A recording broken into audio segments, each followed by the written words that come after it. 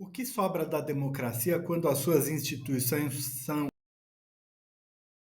a questão que quero trazer hoje, porque ontem, 29 de setembro, o presidente Lula tomou uma decisão muito irritado de acionar o Supremo Tribunal Federal para indicar que o legislativo está invadindo a seara do executivo.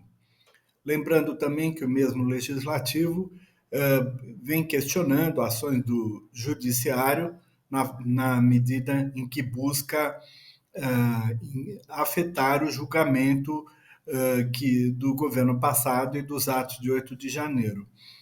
Tudo isso indica que há um conflito entre poderes e que não é novo, já havia começado desde o orçamento secreto, ele só vem se pronunciando de lá para cá. Tudo isso me faz discutir se também a democracia brasileira não começa a ficar ameaçada. Então vamos lá, eu queria mostrar a vocês uma série de artigos que foram feitos não construindo teorias, mas levantando o que aconteceu na realidade nos últimos 30 anos ao redor do mundo, para explicar como funciona esse processo de corrosão da democracia.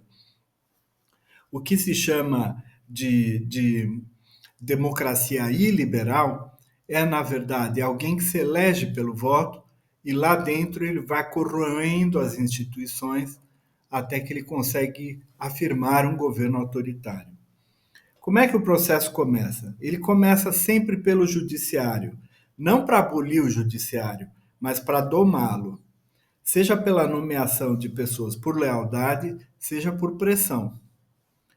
Exemplos disso ocorreu primeiro na indústria, ocorreu aqui no Brasil, essa nomeação por lealdade que tanto afetou a atuação do Supremo Tribunal Federal.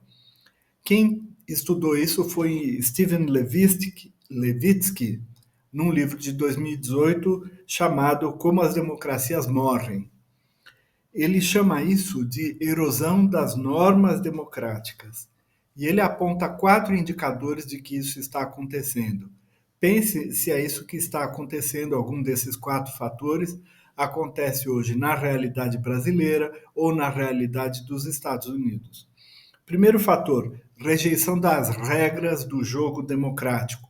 Lembram do voto eletrônico e todo o questionamento feito em relação à última eleição? Segundo, negação da legitimidade da oposição. Significa, de uma certa maneira, indicar que a oposição não presta de tal maneira a ir construindo um ambiente autocrático. Terceiro, pela tolerância ou até mesmo pelo encorajamento de violência. E quarto e último indicador de alerta, a disposição para restringir liberdades civis, por exemplo, por meio da censura. Agora vamos falar do legislativo. O legislativo domesticado é o plenário que se cala. Ele se torna um mero carimbo por cooptação de um poder centralizado no executivo. Isto é a democracia iliberal e é um espetáculo fingido. Quem fala disso é Yasha Mounk, em 2018, no livro chamado O Povo contra a Democracia. Ele mostra qual é o efeito nefasto de líderes populistas que conseguem, então, transformar o povo em massa de manobra exatamente para destruir as democracias. Vamos para o terceiro fator que costuma acontecer para detonar as democracias, são os meios de comunicação, que estão sitiados. Esse é um ataque contra a liberdade de expressão. Ele se dá de várias maneiras. Primeiro pelo assédio financeiro, depois pelo ataque retórico e, por fim, pela cooptação por barganha. Exemplo disso ocorreu recentemente na Turquia do Erdogan. Quem estudou isso foi Pippa Norris e Engelhardt, em livro de 2018 também. Vocês estão vendo como 2018, na véspera da pandemia, foi tão produtivo para se perceber esses processos. Tudo isso é avaliação do que foi o Trampa 1.0.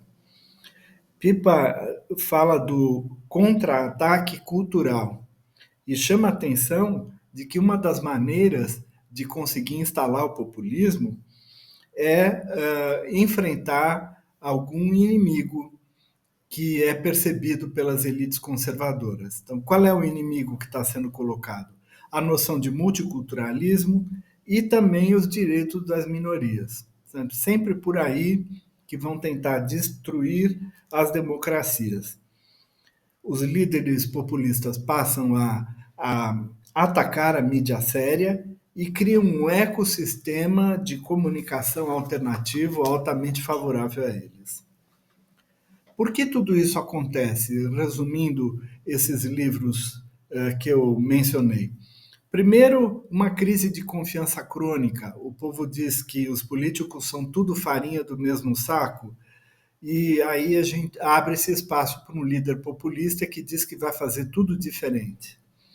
Segundo, a polarização social tóxica acompanhada da guerra cultural. Tóxica porque causa doença, cria-se um antagonismo, nós contra eles, em temas em que os conservadores estão se opondo aos progressistas. Como a nossa sociedade é conservadora, eles encontram amplo terreno para progredir. Terceiro fator, a crise econômica ou a insegurança generalizada. Este é o caso do Trampa 2.0. Eu tenho visto muitos estudiosos apontarem que está havendo prenúncio de uma crise econômica nos Estados Unidos e que este seria mais uma das estratégias do Trump para firmar um governo autoritário. Não deixa de ser plausível. Quarto fator é a fragilidade da própria cultura democrática. Lembrando aqui que nós temos muito pouco tempo de democracia real no último século, por exemplo. Com a fragilização da democracia, cria-se um lema de que quem ganha tem carta branca, pode fazer tudo. Aliás, é assim que Trump 2.0 está governando. Diz ele que ele pode tudo. E, por último, o papel tóxico da desinformação, que eu tenho criticado tanto nessa série de vídeos e na série anterior também. A desinformação corrói a realidade e remete a discussão para um mundo da fantasia, de uma fantasia que não tem mais qualquer vínculo com a realidade. Fica difícil discutir e resolver os problemas do país desse jeito. Por isso tudo eu luto tanto para fortalecer a democracia, mesmo tendo nojo do sistema político como a gente está vendo por aí hoje.